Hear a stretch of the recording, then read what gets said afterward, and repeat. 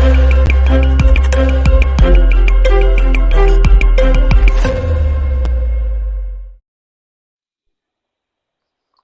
आदाब। आप देख रहे हैं DN24। हम सबके घर में मौजूद होती हैं हैंडीक्राफ्ट से बनी एंटीक चीजें। इसके लिए बिजनौर लगीना कास्ट का लेके फेमस है। आज हमारे साथ बिजनौर से इरशाद अली जुड़ रहे हैं। इरशाद जी, आपका बहुत बहुत स्वागत है DN24 में। शुक्रिया। नगीना कला की खासियत क्या है सर? तब नगीना का जो काम है, एक तो यहाँ की कार्विंग बहुत बारीक कार्विंग होती है, दूसरे जाली का काम, और तीसरे जो ब्रास इनले है नगीना का, वो वर्ल्ड में कहीं नहीं होता। यहाँ पर ब्रास को पहले कार्विंग करके उसको स्पेस बना के और फिर ब्रास उसमें बिठा दी जाती है। तो यहाँ का ब्रास इनले भी वर्ल्ड नोन है, पूरी दुनिया में जाना जाता है। और कार्विंग भी महीन कार्विंग है, बारीक, उसकी वजह से भी इसकी क्वालिटी बहुत हाई होती है। सर, नगीना कला की शुरुआत कैसे हुई? नगीना का जो वुडक्राफ्ट है ये सदियों पुराना है और काफी जमाने से ये चला आ रहा है। इसकी जो तारीख है बहुत पुरानी है। और यहाँ के कलाकृति की वो देखकर ब्रिटेन की जो महारानी थी, तो 1892 में उन्होंने ब्रिटेन बुला के उनको सम्मानित किया था और खान बहादुर का खिताब दिया और गोल्ड मेडल दिया था। तो नगीना कला में जो लकड़ी यूज होती है बेसिकली, तो वो उसकी खासियत क्या है? देखिए, पहले जो पुराने टाइम में नगीने का में एबनोवुड यूज होती थी, काली लकड़ी होती है, वो आबनूस कहते हैं उसको, और उस पर हाथी दांत का इनले किया जाता था। अब क्योंकि हाथी दांत पे भी पाबंदी है और आबनूस की लकड़ी भी महंगी हो गई है, तो अब बाद में वो फिर रोजवुड पे आया। रोजवुड के बाद अब ये शीशम और शीशम से अदर वुड के ऊपर भी ये काम हो रहा है। अब सभी तरीके की लकड़ी इसमें इस्तेमाल हो रही है। पहले आबरूस की यूज होती थी, अब सभी तरह की यूज हो रही है बेसिकली। जी जी जी, आबनूस की लकड़ी होती थी। और एक उसकी खूबी यह है कि कितना भी बारीक उसको जाली बनाइए तो लकड़ी टूटती नहीं थी बीच में से, और उसमें फूल पत्तियां जो बनती थी वो बहुत खूबसूरत लगती थी। इसी तरीके से हाथी दांत का फूल पत्तियां उसमें बिठाई जाती थी, तो कंट्रास्ट कलर हो जाता था, ब्लैक एंड व्हाइट। उससे बड़ी खूबसूरती पैदा हो जाती थी, बहुत सुंदर लगती थी वो कलाकृतियां। किस किस देशों में इस मतलब कि हैंडीक्राफ्ट की मांग है और कहाँ एक्सपोर्ट हो रहा है अभी? नगीना से सर पूरी दुनिया में एक्सपोर्ट हो रहा है, विशेषकर यूरोप में, यूरोप के सभी ममालिक में, अमेरिका में और गल्फ कंट्रीज में, सभी जगह यहाँ के माल की मांग है और बहुत अच्छी कीमत पे लोग खरीदते हैं। सर, बिजनौर का नाम वुड क्राफ्ट सिटी क्यों पड़ा? असल में नगीना बिजनौर की एक तहसील का नाम है, और हालांकि 1904 में नगीना जिला बन गया था, लेकिन किन्हीं वजूहात की बिना पर फिर बिजनौर वो जिला कहलाया। दूसरी बात यह कि यहाँ की जो वुड क्राफ्ट है वो इतनी सुंदर और इतनी शानदार है कि उसकी वजह से इसको वुड क्राफ्ट सिटी का नाम दिया गया और आज ये इसी नाम से पहचाना भी जाता है। अभी आप हमें ये बताइएगा कि वुड क्राफ्ट से रिलेटेड कितने लोगों को अभी तक अवार्ड मिल चुका है वुड कास्ट कला के लिए? वुड क्राफ्ट में यहाँ पे 7 लोगों को national award, national merit award और शिल्प गुरु अवार्ड से नगीना के आर्टिजन सम्मानित किए जा चुके हैं। और रियासती सतह पर, स्टेट लेवल पर भी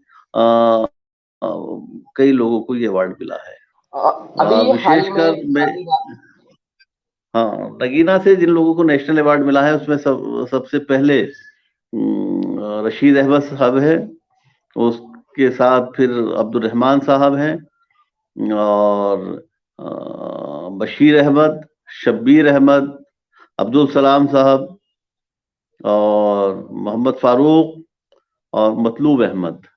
ये वो लोग हैं जिनको राष्ट्रपति ने अपने हाथों से अवार्ड दिया है और ये नेशनल अवार्ड से सम्मानित हैं।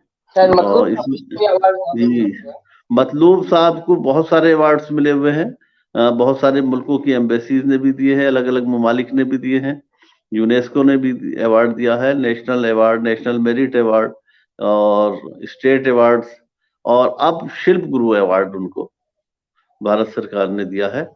और ये हमारे लिए बड़ी फख्र की बात है कि इन लोगों ने नगीना का नाम रोशन किया है। सर, उत्तर प्रदेश में 75 जिले आते हैं और हर जिले की कोई ना कोई चीज फेमस है।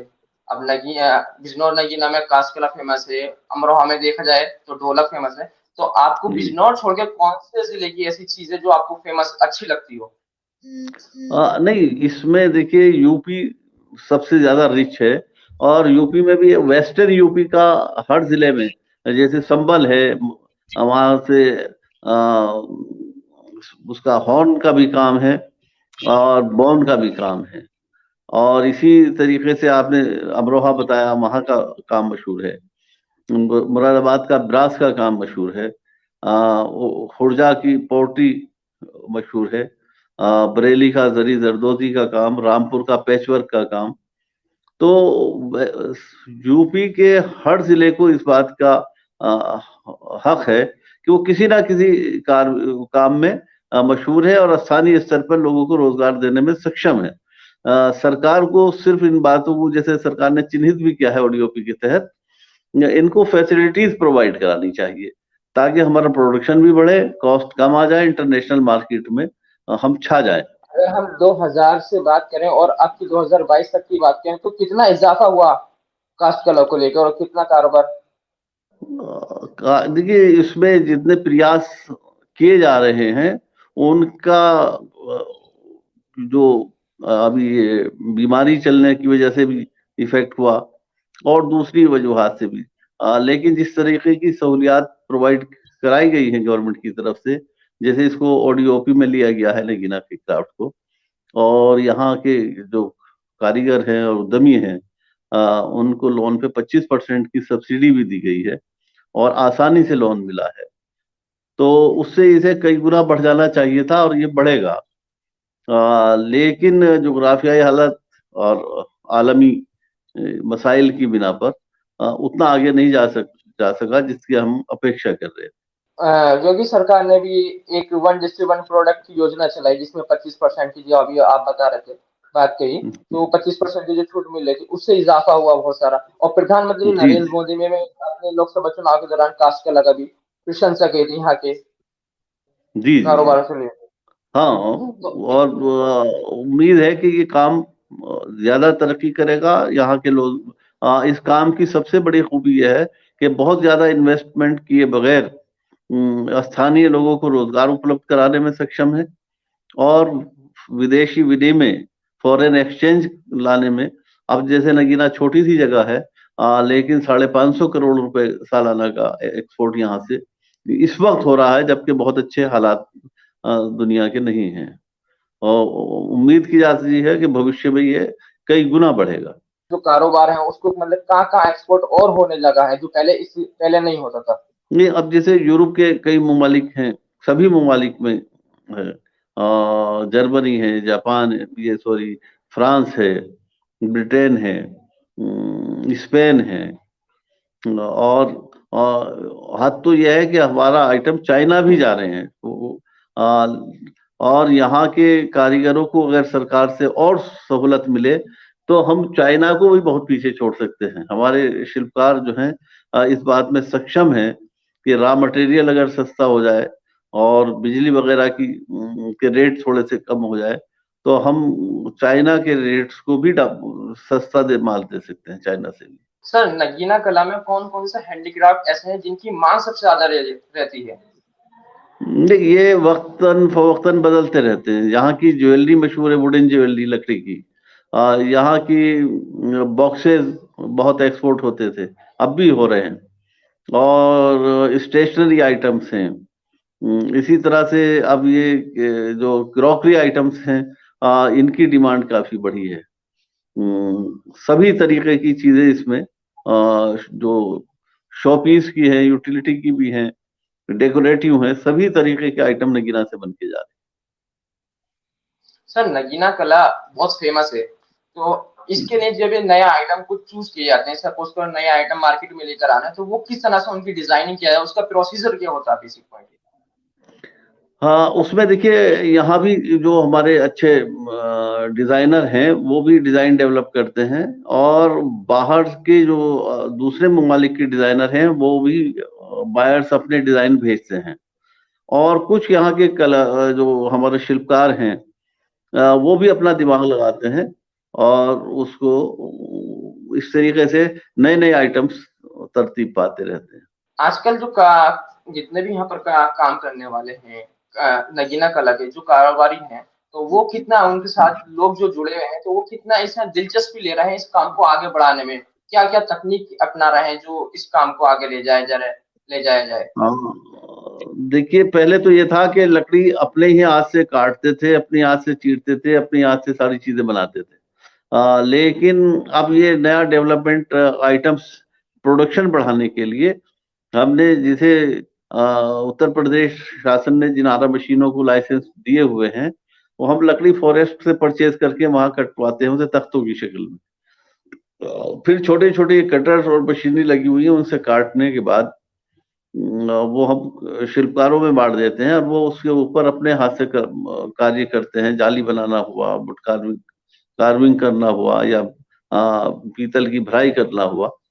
तो इस तरीके से बहुत सा काम हमने हल्की मशीनों पे ले लिया है, और कारीगर अपने हाथ से काम करते हैं, और इस तरीके से प्रोडक्शन की तादाद बढ़ाई है, ताकि ज्यादा से ज्यादा लोग उससे रोजगार हासिल कर सकें। सर, आपको क्या लगता है जितने युवा है वो इस कास्ट कला में कितना दिलचस्पी ले रहे हैं, कितना अच्छे से सीख पा रहे हैं? बहुत तेजी से ले रहे हैं। पढ़ लिखने के बाद सब इस काम में वापस आ रहे हैं। नगीना से एक्सपोर्ट और इसलिए भी बढ़ रहा है, बच्चों ने ऑनलाइन काम शुरू कर दिया है। मेरे ही 3 बेटे हैं, एक ने बीटेक किया है, एक ने बीएड किया है, एक ने लॉ किया है। अब वो तीनों के तीनों ही इसी काम में लग रहे हैं और एक्सपोर्ट में इजाफा कर रहे हैं। सर ये बताइए मुझे, क्या यंग जनरेशन जो है इस काम को कितना आगे ले जा सकते हैं आने वाले वक्त में, देखा जाए तो? आप देखिए पहले इस क्राफ्ट में पढ़े लिखे लोग स्थानीय स्तर पर नहीं थे। अब जो बच्चे पढ़ लिख के आ रहे हैं वो डायरेक्ट एक्सपोर्ट में इन्वॉल्व हो रहे हैं, और उससे एक्सपोर्ट बढ़ रहा है। और जो गांव देहात, आसपास के गांव हैं, देहात हैं, और सभी मजहब के सभी वर्गों के लोग अब इस काम से जुड़ रहे हैं। और मैं समझता हूं कि सरकार छोटी छोटी फैसिलिटीज सिर्फ अवेलेबल कराती रहे तो यहाँ हजारों की तादाद हमारे इस काम में खप जाएगी, बढ़ जाएगी, और उनको रोजगार उपलब्ध होगा। अगर सर किसी को काम सीखना है नगीना कास्ट कला का, उसको क्या क्या बारीकी सीखनी पड़ेंगी, कितना वक्त लगेगा उसको काम सीखने के लिए? देखिए काम की बुनियादी तौर पे सीखने के लिए तो महीने 2 महीने काफी है, लेकिन प्रैक्टिकली उसे करके और एक्सपर्ट बनने के लिए उसे 1-2 साल तक काम सीखना पड़ता है। फिर वो सेमी स्किल्ड और स्किल्ड की तरफ बढ़ जाता है, और 10-15 हजार रुपए कमाना उसके लिए बहुत आसान सी बात है। सर रोजगार के नजरिए से नगीना कला कितना इम्पोर्टेंट है? बहुत इम्पोर्टेंट है, और मैं समझता हूँ कि देखिए सिर्फ माल की खपत बढ़नी चाहिए। जितना हम बाहर एक्सपोर्ट कर रहे हैं, जितना बड़ा हमारा मुल्क है, कई मुल्कों के बराबर है, और जितनी यहाँ की जनसंख्या है और यहाँ पे भी डिमांड है, तो हमें स्थानीय स्तर पे भी अपना माल खपाने में आसानी होगी। सिर्फ यह है कि सरकार थोड़ी सी इसमें वो फैसिलिटीज दे जिसके सरकार को ही फायदा पहुंचाएगा, डायरेक्ट ना पहुंच के इनडायरेक्ट पहुंच जाएगा। एक ये हो सकता है कि भाई हम टैक्स दे रहे हैं, डायरेक्ट पहुंच गया, लेकिन अगर ये प्रोसेस हम देखें तो जगह जगह पर हम सरकार को टैक्स देते चले जाएंगे, और सरकार को भी कई गुना फायदा होगा। सिर्फ सरकार को प्रॉपर वे में यहाँ के क्राफ्ट को समझ के और एक्सपर्ट्स भेजने चाहिए जो यहाँ के मसाइल को, प्रॉब्लम्स को समझे और उनका हल करें। सर बहुत बहुत शुक्रिया, आपने अपना कीमती वक्त देने के लिए DN 24 के साथ। बहुत बहुत शुक्रिया आपका, धन्यवाद। थैंक यू सो मच, शुक्रिया बहुत।